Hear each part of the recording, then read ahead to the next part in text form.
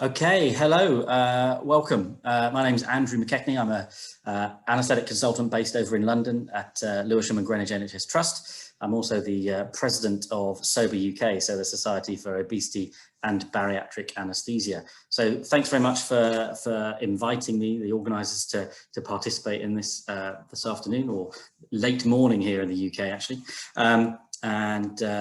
We're going to go through a little bit on airway management for patients with obesity, some clinical tips. The way we've set this up is to make it a little bit more interactive towards the end. So if you put your questions in the chat box there, I shall try and pick them up at the end. Or if you've got any questions that you want to ask directly, then feel free to unmute yourself at the end and do so. So thanks very much for taking the time to listen.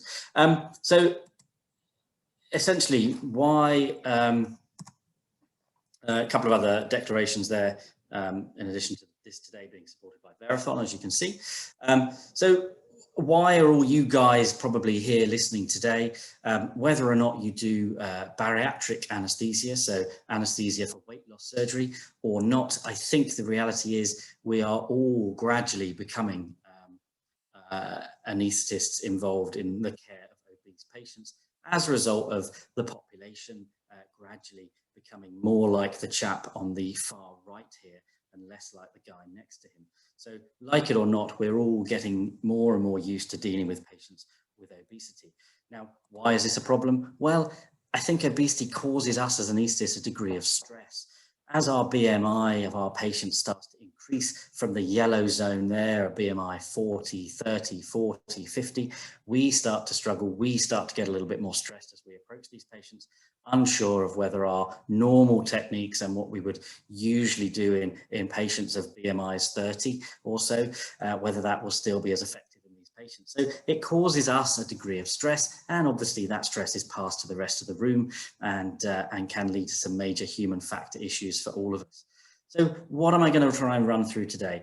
Don't get too scared. It's only a 15-minute session, so none of this is going to be in a huge amount of detail, but let's look at a little bit on physiology of obesity. We're going to look at the idea of the difficult obese airway and then go through what I think are the important points in order to try and ensure that we deliver the best anaesthetic care we can for these patients. So at the time of airway management. So we're going to be looking at positioning, preoptionation, a little bit on drug dosing, and then finally at intubation and extubation. So upper airway changes, the physiology of upper airway changes is probably the most obvious change that we can see.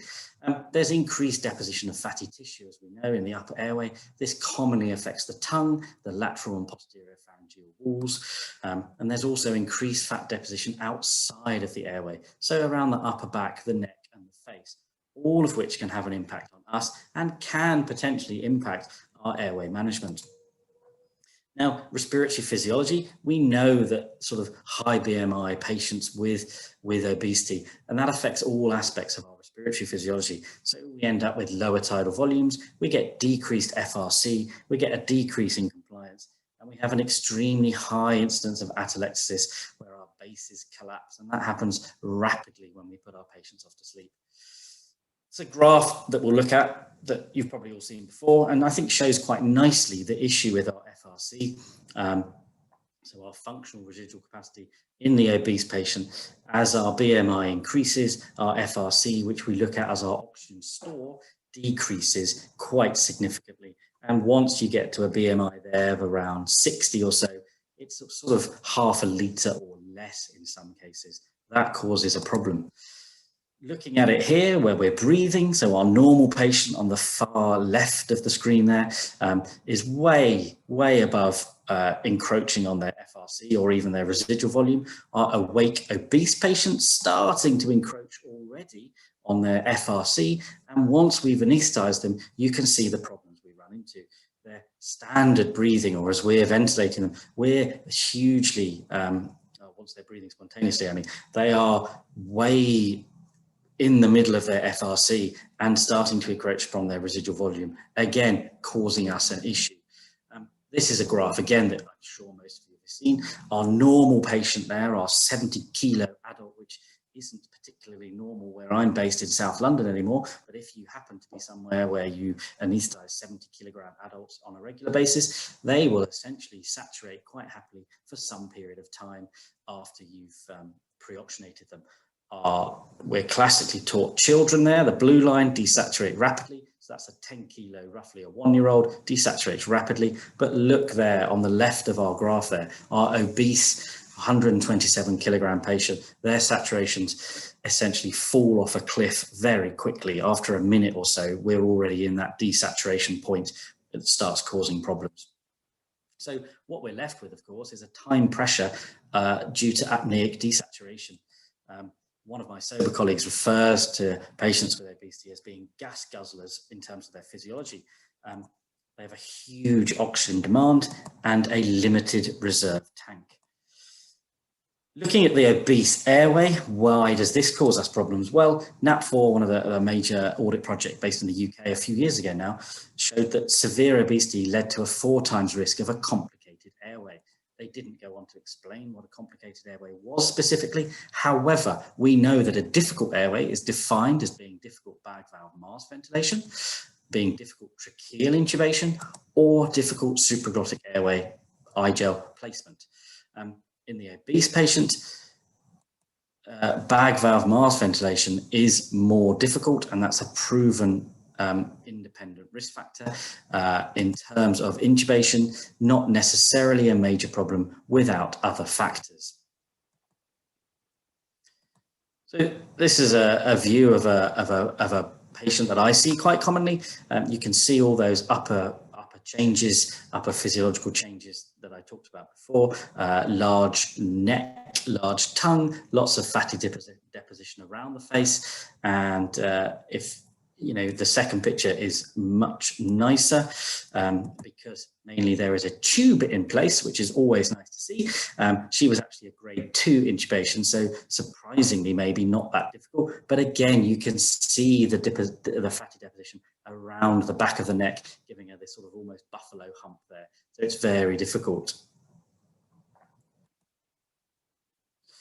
Second patient we have here, similar issue. This patient's already tubed and ventilated, but you can see the issue we have here with a large belly causing problems, and the side view looks no better. So again, a patient that you may not wish to jump in with. So I hear some people are having problems with my audio. I'll try and be a bit different. I'm using my headset, which has been fine in all the tests. Let me see if I can do anything different about that.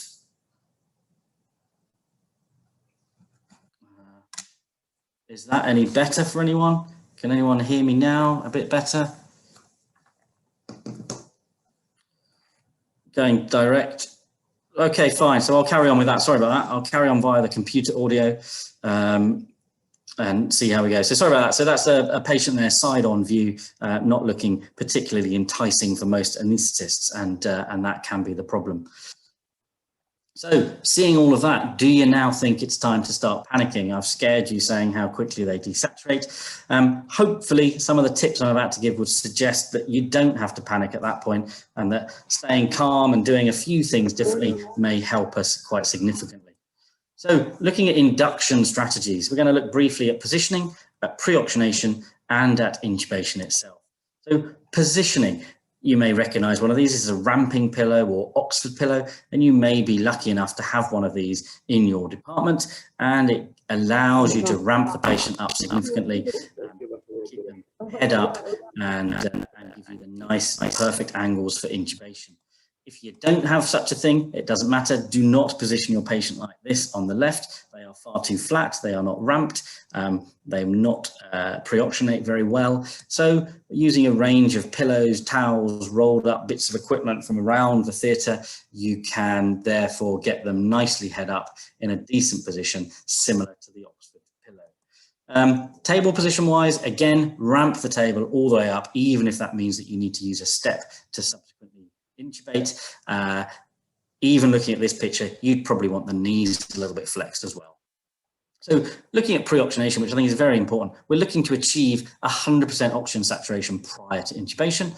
We're looking to denitrogenate the residual capacity of the lungs and maximize our oxygen storage. And we're looking to denitrogenate and maximally oxygenate the bloodstream. Preoptionation in anesthesia, we're taught how important it is based on those principles. And we're classically taught 3 to 5 minutes of 100% oxygen is adequate. Failing that, 5 vital capacity breaths. And I'm sure every single one of us listening does this for every anesthetic that we give. So there shouldn't be a problem.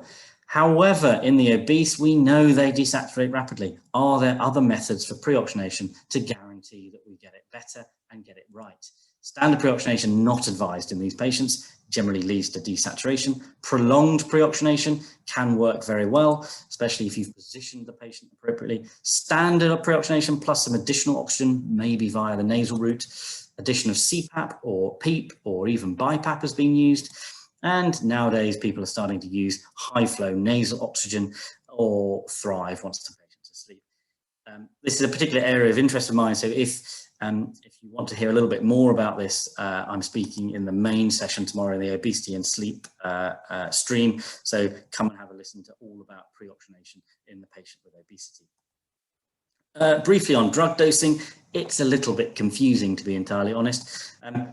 It's debated as to which body weight to use for patients with obesity. Do we use actual body weight? Do we use ideal body weight? Do we use lean body weight? Do we use a combination of lean plus 20% plus 30%? It's all very confusing. Generally, on the whole, most of us that anesthetize these patients regularly titrate our drugs to effect, as I'm sure we all do, but you often need a slightly higher dose of propofol and slightly higher dose of relaxant, perhaps. But if you are confused, and you have an iOS Apple-based phone, then please feel free to use the Sober UK app, which is live and works as a very nice drug calculator, also with some other sober guidance on there as well. Intubation. So let's look at intubation. This is what we're trying to achieve, obviously, and what we're looking at is to minimize the time between induction and intubation to prevent the desaturation and enable us to ventilate our patient throughout this procedure. So we know bag valve mask is more difficult. And if you're not using high flow nasal or Thrive once the patient's asleep, then you should consider alternative adjuncts such as the insertion of a supraglottic airway device to enable oxygenation between induction, paralysis and insertion of the tube. Looking further at intubation, you should prepare for difficult airways as indicated by your assessment. We generally don't need to use such complex things as awake fiber optic intubations and that kind of thing in obese patients, unless that's indicated that we should do for some other reason. I would suggest video laryngoscope as plan A.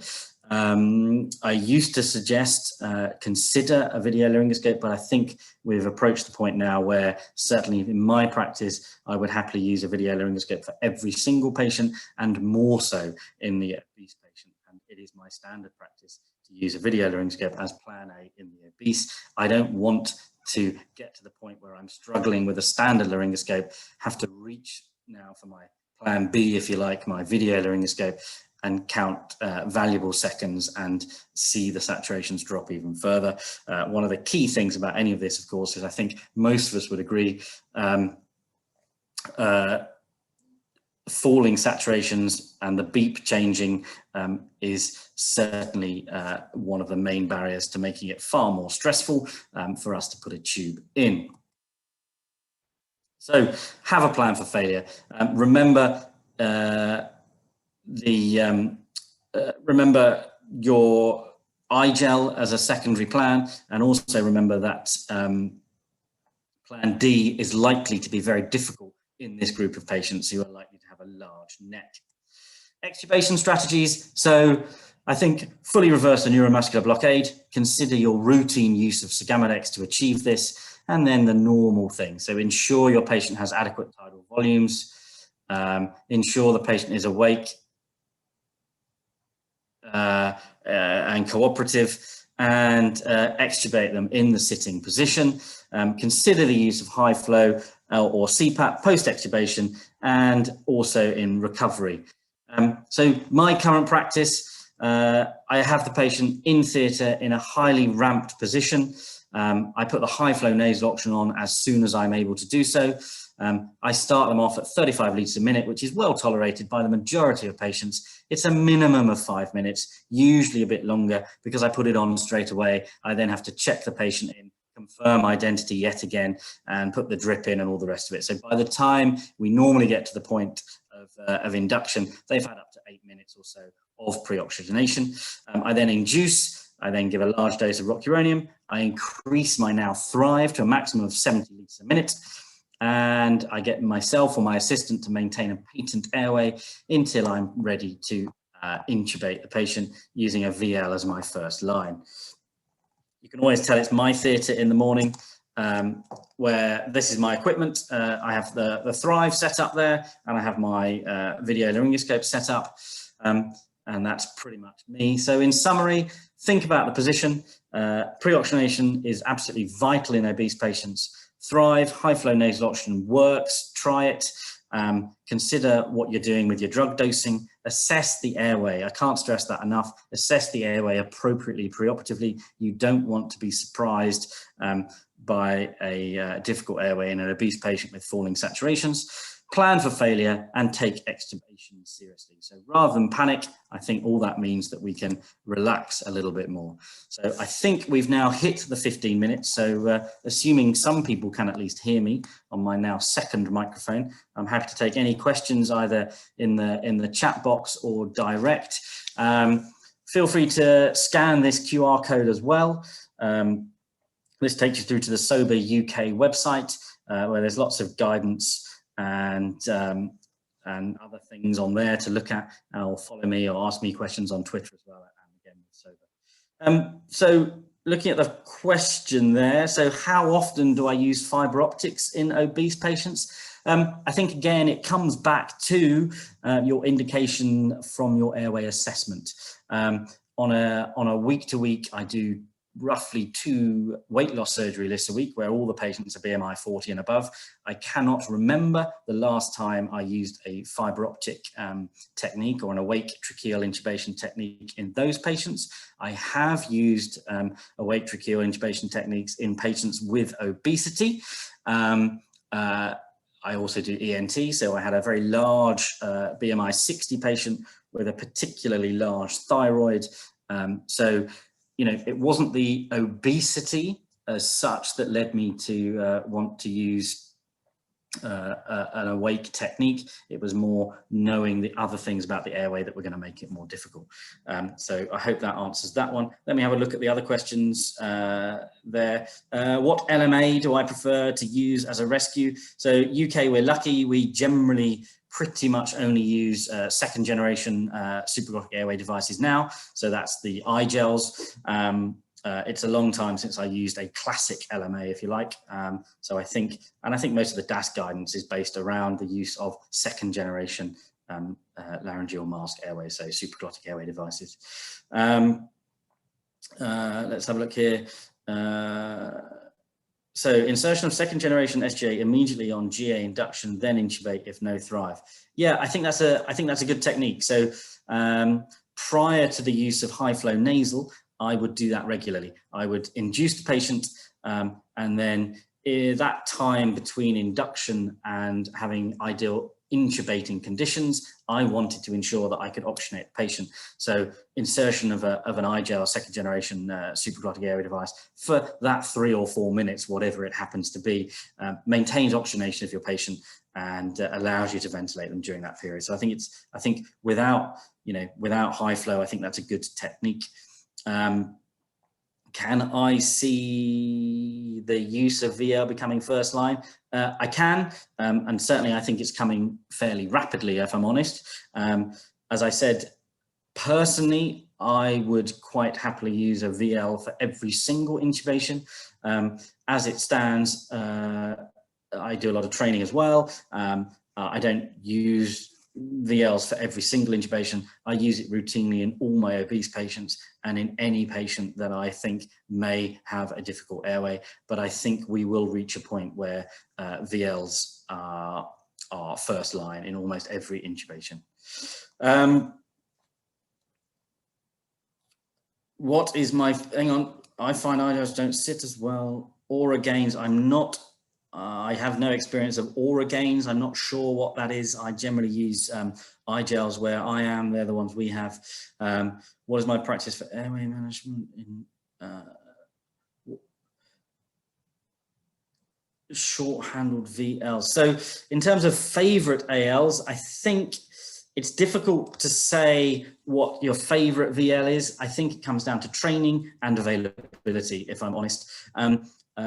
Personally, where I've worked, there's a combination of many. So the main choice in the UK, there are others, but the main choice in the UK appears to be between so CMAC, which is one of the major brands, and GlideScope by Verathon, which is the other one. I've worked at centres that have both.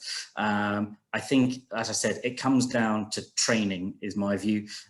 Using either of the VLs is not the same technique as using a standard laryngoscope. So you need to have adequate training in whichever piece of equipment you're using. If that happens to be a GlideScope, then it's a GlideScope, and that should be your first line for you personally. If you are more skilled using one of the others, so either a CMAC or an AirTrack or one of the other myriad VLs, then get used to using whichever one it is, get good at using it, know the tips and tricks to use it, and go with that one. Having a favorite is okay, but I think you need to make sure that you know how to use it, really. Do I find the use of a hybrid system helpful, utilizing dual view with bronchoscope and blade at the same time? Yeah, I think this is becoming a more common situation, actually. So this is talking about hybrid techniques. So, so the use of maybe a fiber optic scope alongside direct VL view, so not a direct view, a VL view. So you're essentially using your fiber optic scope almost as a flexible bougie, to get your tube in, and I think it's a good technique.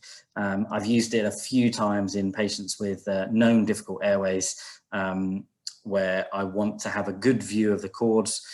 I may be able to use a VL, but I have the hybrid there as backup, or I go hybrid straight away. And it's particularly useful, of course, in cases where you can't do, I've used it in thyroids essentially. So you can't do a nasal intubation in thyroids if you're using a thyroid monitoring tube, because they're quite chunky and you can't get them down the nose without causing quite a degree of trauma. So I think if you're going oral, then the hybrid technique is very good for VL use, VL hybrid use for airway management. My audio comes and goes a bit. Oh dear, hang on, is my audio there now?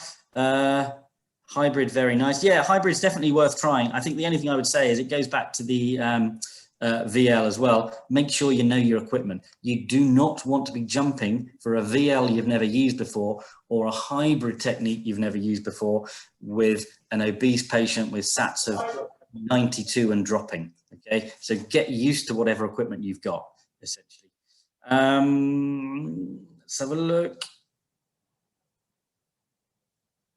Yeah, I personally, I don't really do obstetrics. 200 kilo patients I occasionally do, but not normally obstetrics. I wouldn't like to comment about normal vaginal delivery in a 200 kilo patient, as I don't really do obstetrics. She would be a challenge, of course, from an airway point of view, in all likelihood. Do I use an excavation catheter? No, I don't generally need to in this group of patients. I think if you're doing known difficult airway cases, there is probably still a case for the sort of Aintree catheter. At certain centres, they still use them and they can be well tolerated. I think particularly if you're doing sort of complex max-fax work and that kind of thing. In these patients, generally I don't. As I've said, extubation-wise, I essentially am of the school of thought that waits for the patient to be fully awake, fully alert, fully reversed, and that way I kind of almost get to the point where they're looking at me asking for the tube to come out, and I think that's a very safe way of doing things. So any other burning questions? I know that was a bit of a race through. Apologies for the sound at the start there. It obviously always works brilliantly well in testing, and then not always for this. Any other questions? Manual handling again. So manual handling of the major obese patients. I think what's happened during COVID, we're all now quite used, certainly in the UK, to proning patients. So we were proning quite large patients. In terms of moving these patients, majority of the patients I see for weight loss surgery are between BMI 40 and 60, and you do have to be careful with manual handling. We use hover mattresses and the like, so rather than just a slide sheet and a PAP slide, a patient slide, they're hover mattresses. So you get the patient to position themselves. So for theatre, I anaesthetize all the patients with obesity in theatre. They position themselves on the operating table, so there's less movement. If you have to move the patient to position them once they've been induced, move them down the table, up the table, then you inflate the hover mattress.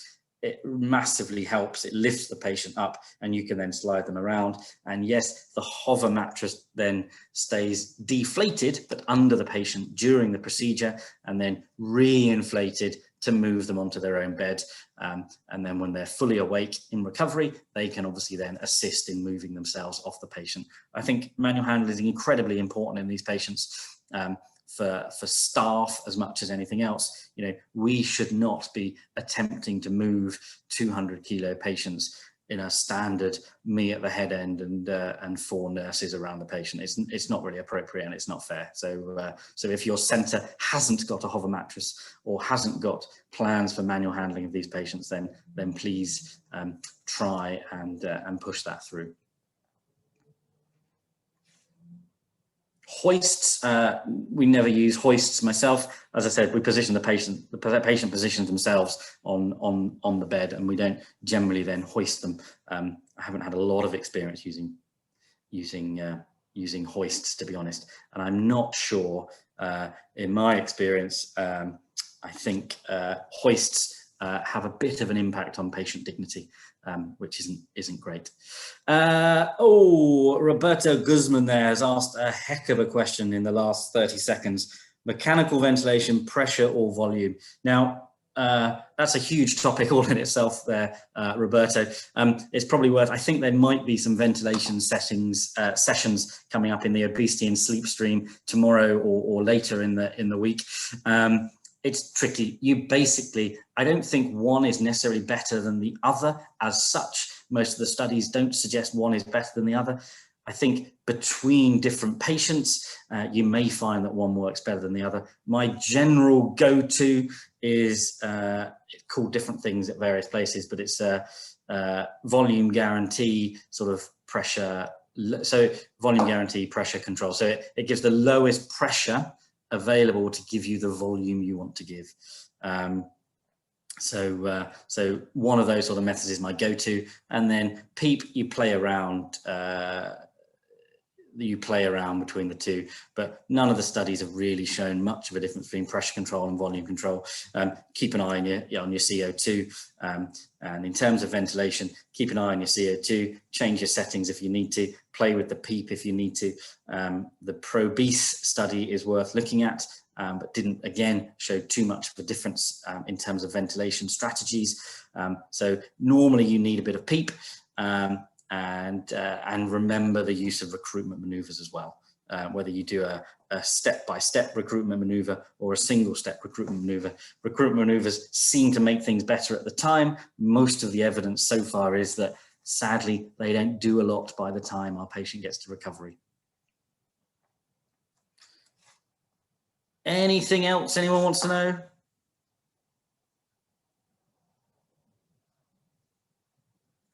Not sure what that is. Any case about high BMI? Not sure what. So, I don't know if they can hear me in the technical side. Is that us done? Did the audio work all right in the end? Anyone else have any final questions for me before I run away?